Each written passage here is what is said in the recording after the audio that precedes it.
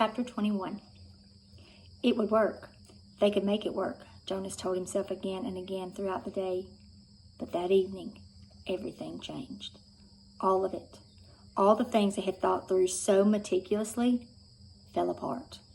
That night, Jonas was forced to flee. He left the dwelling shortly after the sky became dark and the community still. It was terribly dangerous because some of the work crews were still about.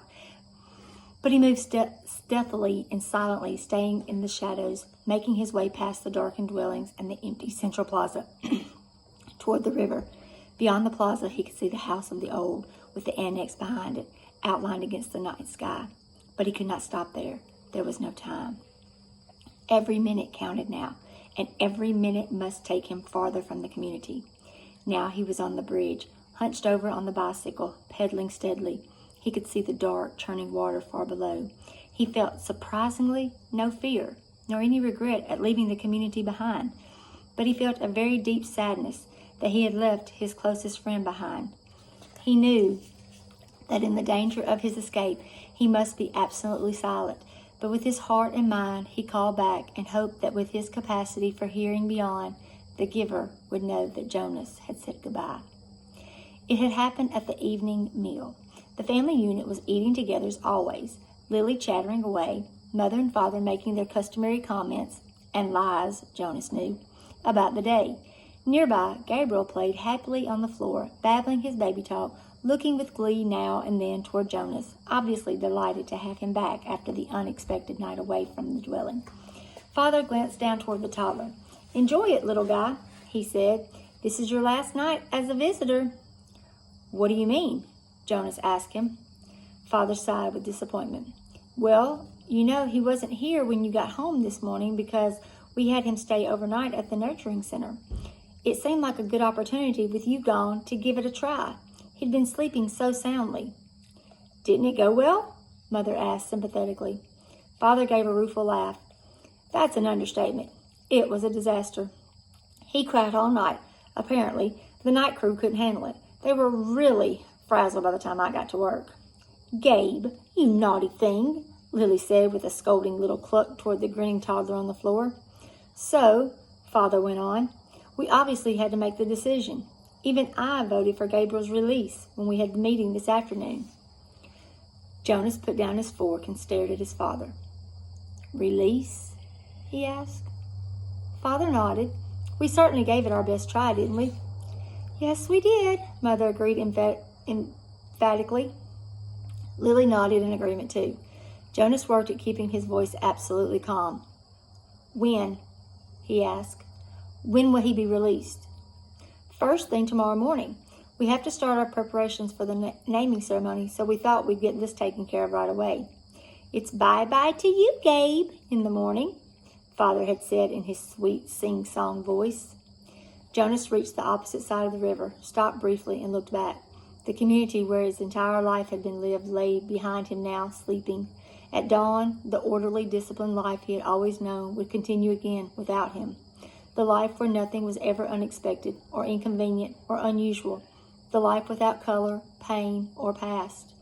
He pushed firmly again at the pedal with his foot and continued riding along the road. It was not safe to spend time looking back. He thought of the rules he had broken so far, enough that if he were caught, now he would be condemned. First, he had left the dwelling at night, a major transgression. Second, he had robbed the community of food, a very serious crime, even though what he had taken was leftovers, set out on the dwelling doorsteps for collection. Third, he had stolen his father's bicycle.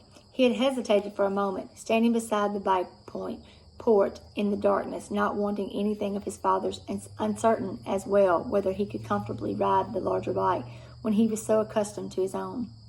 But it was necessary because it had the child seat attached to the back. And he had taken Gabriel, too. He could feel the little head nudge his back, bouncing gently against him as he rode. Gabriel was sleeping soundly, strapped into the seat. Before he had left the dwelling, he had laid his hands firmly on Gabe's back and transmitted to him the most soothing memory he could. A slow swinging hammock under palm trees on an island someplace at evening, with a rhythmic sound of languid water lapping hypnotically against a beach nearby. As the memories seeped from him into the new child, he could feel Gabe's sleep ease and deepen. There had been no stir at all when Jonas lifted him from the crib and placed him gently into the molded seat. He knew that he had the remaining hours of night before they would be aware of his escape, so he rode hard, steadily, willing himself not to tire as the minutes and miles passed. There had been no time to receive the memories he and the giver had counted on of strength and courage, so he relied on what he had and had hoped it would be enough. He circled the outlying communities, their dwellings dark. Gradually, the distances between communities widened, with longer stretches of empty road. His legs ached at first. Then, as time passed, they became numb. At dawn, Gabriel began to stir.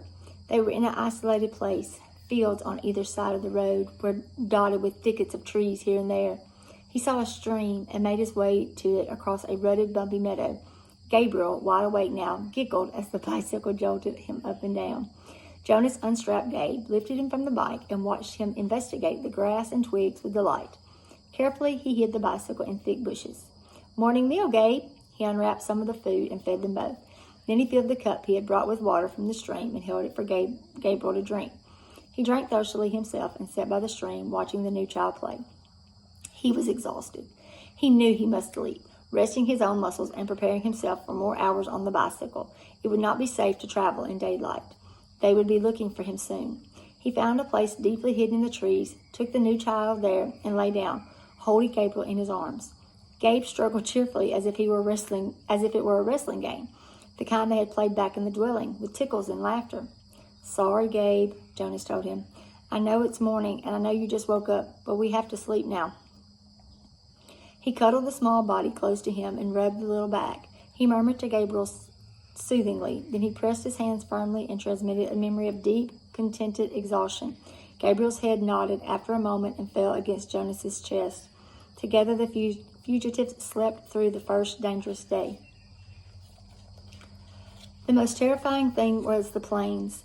By now days had passed. Jonas no longer knew how many. The journey had become automatic. The sleep by day, hidden in underbrush and trees, the finding of water, the careful division of scraps of food, augmented by what he could find in the fields, and the endless miles on the bicycle by night. His leg muscles were taut now. They ached when he settled himself to sleep, but they were stronger, and he stopped now less often to rest. Sometimes he paused and lifted Gabriel down for a brief bit of exercise, running down the road or through a field together in the dark. But always, when he returned, strapped the uncomplaining toddler into the seat again and remounted, his legs were ready.